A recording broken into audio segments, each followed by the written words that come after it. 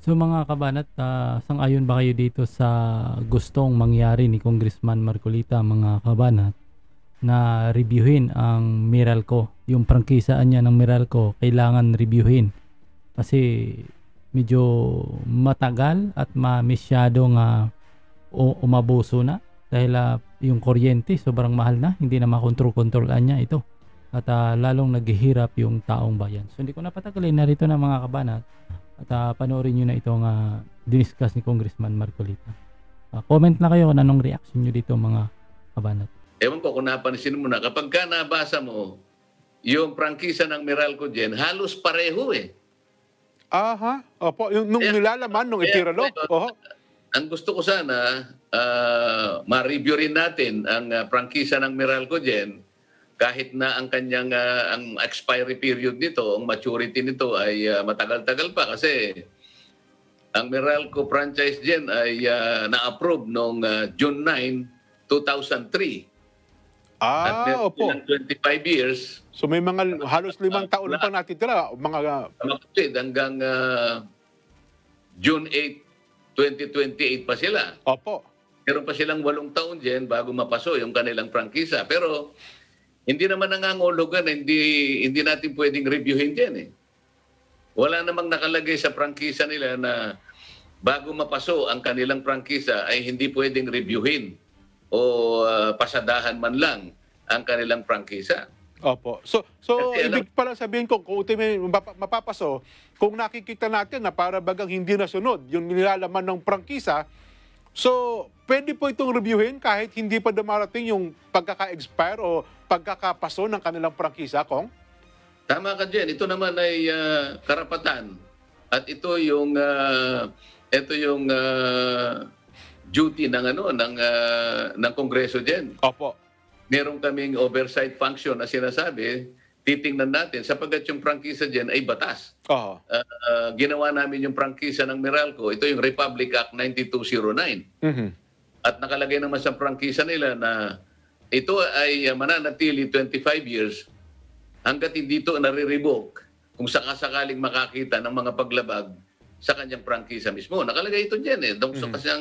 Sa kanyang Section 9 ay sinasabi na this franchise, sabi niya diyan, shall be for a term of 25 years from the date of effectivity of this act. Ito ang naging effective June 9, 2003. Opo. Unless, sabi niya, unless sooner revoked or canceled by Congress for any violation of the terms and or provisions of the franchise herein granted. May katwiran naman pala, Kong, ano? May katwiran kung gagawin pala natin. Tama dyan. Ang titingnan lang natin, riripasuhin natin, ano-ano ba yung mga provision na maaring nalabag kung ang pag-uusapan ay yung sinasabing layunin ng EPIRA dyan. Ito, babasahin natin sa Section 4 dyan, ano? Sige po. Ang sabi rito, ang grantee yung Meralco, shall supply electricity to its captive market in the least cost manner. Tanda mo yun? Opo, least Kailangan cost manner. Opo. ng kuryente sa kanyang captive market. Alam mo, yung market niya ay captive eh. Opo. Alam mo, ibig sabihin ng captive. Ano yan? Kumbaga, no choice na. Talagang yun ang kanyang, yun ang kanilang customer. No choice din po ang customer na pumili kasi wala naman siya mapagpipilian eh. Sa tamang pagkakaliwat diyan sa Tagalog, sa kanyang mga nakakulong na merkado. Captive. Bilanggo. Nakabilanggong merkado. Wala ka na bang ibang bibilhin, di ba? Opo. O sabi niya, shall supply electricity to its captive market in the least cost manner. Okay. Sabi pa niya, in the interest of the public good and as far as feasible and whenever required by ERC, the grantee shall modify, improve, or change its facilities, poles, line systems, and equipment for the purpose of providing sufficient electricity for the purpose of providing efficient and reliable service and reduce electricity cost. Ako, dapat pala mapababa, ang bayarin. Opo. Ibig sabihin, kailangan magbago siya ng sistema, palitan niya yung mga lines, mga poles, o mga equipment kung kinakailangan para ma-reduce ang presyo ng kuryente. Pero ang nakakapagtaka rito, gagawin niya lamang ito kung i-require siya ng ERC. O kaya naman kung ito'y practicable. At siguro kung tayo ay magkakaroon ng pagkakataon dyan, nasuriin itong mabuti at sa ibang pagkakataon Opo. at sa ibang larangan, aalisin natin itong mga ito. Bakit kinakailangan i-require ka pa ng ERC, pananagutan mo ito Dapat obligasyon niya po yun. Oho. Obligasyon mo ito pagkatapos ang nakalagay pa, whenever required by ERC or as far as feasible. Alam mo, inconsistent itong mga conditions na ito dyan eh. Hindi kailanman gagawin ng Meralco ito. Sasabihin naman niya, Totoo. hindi po feasible. At hindi po kami nire-require ng ERC. Maling-mali itong mga ganito. Ito pa dyan, isunod natin. Sige po. The grantee, ito yung Meralco, shall charge reasonable, just, and competitive power rates for its services to all types of consumers. O yan. Maliwanag na naman yun. Reasonable, just, and competitive power rates. Yan. Opo. Nawawala ka. Sige po, nakikinig ako sa inyo, Kong. Malinaw po kayo. Maliwanag na ito, maski sa prangkisa nila, ay sinumpaan nila na sila'y magdudulot ng competitive, just, alam mo yung just, makatarungan eh. Makatarungan po dapat. Oho. Okay, reasonable, makatarungan at competitive power rates. Ito rin yung nakalagay sa EPIRA. Ito rin ang layunin. Hindi ba? At Tama po. Oho. Yung nakalagay po sa prangkisa, ayun din na nakalagay doon sa sa EPIRA law. Kong. Yun din ang layunin, no? So magkakambal na layunin ito. Opo. Reasonable, just, and competitive power rates for its services to all types of consumers within its franchise area in order, ito yung maganda, in order that business and industries shall be able to compete. Dito lang mapapababa ang presyo lahat dyan. Okay, bumaba ang presyo ng kuryente sa household, sa mga consumers, lalo na sa negosyo at sa mga industries. Kapag mababa sa negosyo at mababa sa industries, darami ang pupunta sa ating bansa, babalik yung mga industry sa ating bansa. Opo. At ang makikinabang dyan ay yung mamamayan sapagkat, alam mo, bababa talaga pati yung ating mga pangunahing pangangailangan. Dito makababawi Opo. ang mga consumers. So kung susumahin pala natin kung kahit medyo tumaas ng bahagya ang petrolyo sapagkat wala naman tayong magagawa sa produktong petrolyo, kung mababa ang kuryente natin, medyo kahit pa paano mababalansin natin pala ang gastusin. Kung ano ho? Hindi lang natin mababalansin dyan. Mababawi natin siguro Ayun. yung mas marami dito. Isipin mo, dahil sa napababa natin ang rates ng kuryente, naging reasonable, naging makatarungan, naging competitive, Opo. at talagang napatunayan na napuproduce in the least cost manner. Mga termin ito doon sa kanilang prangkisa. Bababa pati yung kuryente, hindi lamang yung sa households din. Pag bumaba sa households, makikinabang na sila, darami ang panggastos nila sa ibang kakailangan nila. Sa business and industries, makakapag-compete sa bawat isa ngayon. Kapag ka naging full swing, ang competition, alam mo naman, marami yung suppliers, magpapasiklaban sila, magpapaligsahan sa pagsiservisyo sa ating mga mamamayan, necessarily bababa ang mga commodities at dyan makikinabang ang ating mga consumers dyan. Pero baka sabihin nila sa atin kung, teka lang, sa loob ng halos 20 taon, bago pa nang dumating yung pagkakapaso ng kanilang prangkisa, napakalaki na rin naman ang aming investment para sa improvement, pagpapaganda ng serbisyo, nawala po yung mga pagnanakaw ng kuryente at kung ano-ano pa man. Kong. Anong sasabihin nila? Paano mo sasabihin nyo kailan ba bumaba ang kuryente dyan? Ang pinag-uusapan natin dito yung layunin eh. Mula sa layunin ng pinakabatas na tinutuntun natin, ay kailangan talagang affordability, reasonable, fair and competitive. Ngayon, maski na doon sa kanilang sinumpaang prangkisa, ganun din ang nilalaman. Ngayon, kapag ito ay hindi mo na ibibigay, kapag ito ay hindi nagkakaroon ng katuparan, kahit ano pang sinasabi mo na improvement o investment na ginawa mo, wala rin isa yan sapagkat hindi nakatutupad doon sa layunin ng batas at sa mismong prangkisa na pinarmihan mo sa ating pamahalaan. So, importante talaga dyan na makipag-coordinate ang bawat isa, lalong-lalo na sana sa Senado dyan, sapagkat, alam mo, kagaya na sinabi mo, balik-balik na lang.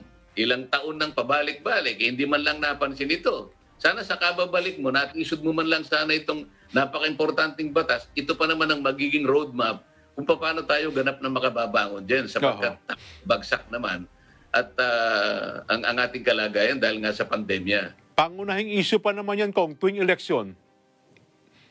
Tama ka dyan. Sapagkat, alam mo, kahit hindi election, dapat maggawin natin. Dapat sana, kahit after elections, Kong, opo. Ito yung roadmap natin eh.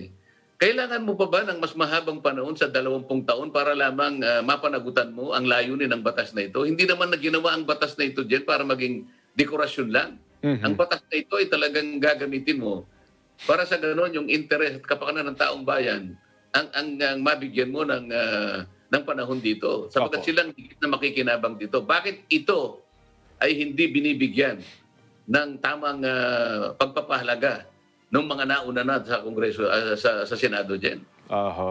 So, dapat siguro talaga, Kong, merong isang pumasok sa Senado na tututukan ng pansin itong bagay na ito, Kong, sa kapakanan at siyempre po sa kabatiran ng taong bayan, Kong, kasi ang laki talaga, ang dami. Kung halimbawa, Kong, dito sa atin, sa Luzon, Meralco, kasama rin po dito, Kong, halos lahat ng mga electric cooperatives, hindi ho ba? Tama dyan, pero sa Luzon ang pinag-uusapan natin Tama po, yung active market. 75% ng households dito sineservisyohan ng Meralco. Ngayon, ang tinatanong natin, sino kaya yung mga champions na tututok dito sa susunod na administrasyon? Ang mga nangyari kasi parang yung mga naging kasama dyan sa Senado sa maraming pagkakataon at pabalik-balik na nga lamang sila. Mukhang ayaw nilang tingnan ito sapagkat maaring ang interest nila ang kanilang iniisip. Sasabihin nila, teka muna, kagaya ng ABS-CBN, huwag tayong makialam dyan. Total, hindi naman sila nakialam talaga. Sapagkat ang ABS-CBN ang kakampi nila talaga hanggang ngayon. Sila lang ini-interview. Pagkatapos ito, kanya, malaki itong Meralco ito. Padrino natin yan. Kapag kakinalaban natin yan, siyempre mananagot tayo. Madidisgrasya ang ating political career dyan. Baka ganito ang palagi nilang iniisip. Tayo naman kasi dyan, hindi na natin sinasabi kung anong mangyayari sa political career natin. Ang pinag-uusapan natin, ano ba talagang dapat natin gawin? Ano ba sinasabi ng mga batas? Bakit tumatalikod kayo sa mismong batas na ginawa natin? Pagka malalaki pala ang kalaban dyan, wala nang isang man sa kanilang titindig. Alam ko, makapangyarihan din ito, kagaya rin nung napasarang network. Makapangyarihan sila, malalaki sila. Meron sila talagang kakayahan para ikaw ay siraan nila o kaya gumawa ng paraan para yung political career mo talaga ay mailugso. Meron ho mga taong talaga, lalo yung mga politiko, Kong, takot ni kantiin ang usaping ito sapagkat ma-impluwensya talaga ito, Kong. At saka, sa halip na ito'y kantiin nila, ginagawa po nilang kakampi para makatulong pa sa kanilang kampanya, Kong. Pero kapag kumakandidato ka, sino ba yung sinasabi mong siservisyohan mo? Yung taong bayan. Kaya kapag kumakandidato ay dahil meron kang pagsisilbihan at paglilingkuran na iba at hindi yung taong bayan. Ito ang hinihingi ng taong bayan, yung kapakanan nila. Nakasulat sa batas ito . Ito ang pangunahing layunin para makapagsilbi ka sa bayan. Pero hindi mo ginagampanan ng tungkulin mo sa takot mo na babalikan ka nitong malalaking mga oligarchs na ito. Hindi ka ngayon nagsisilbi sa bayan. Nagsisilbi ka sa oligarchs. Kagaya ng mga nauna na sa Senado na kilalang-kilala naman ninyo kung sino kanilang pinagsilbihan. Natuwa nga ako niyan, Kong, mula sa dating may-ari, di ba, napunta sa bago. Akala natin magkakaroon ng malaking pagbabago. Mukhang hindi po ganun, gaya ng ina-expect ng mga kababayan natin, Kong. Paano nga magkakaroon ng pagbabago? Kapag nagawa ka ng panukalang batas, pagdating sa taas, hindi naman nila bibigyan ng panahon.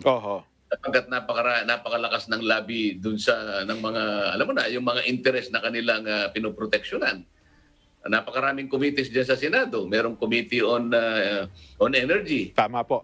O isa man sa kanila ba, tinignan itong teka muna, pag-usapan natin itong batas na ito. Maliwanag na 20 years na pala ito, kawawa naman ang taong bayan. Sasabihin ng mga iba, boss, teka muna, kapag yan ay sinuri natin, malaki ang kalaban dyan. Baka tayo naman ang balikan yan. Tirahin na lang natin yung mga maliliit, kamukha ng Parmalee.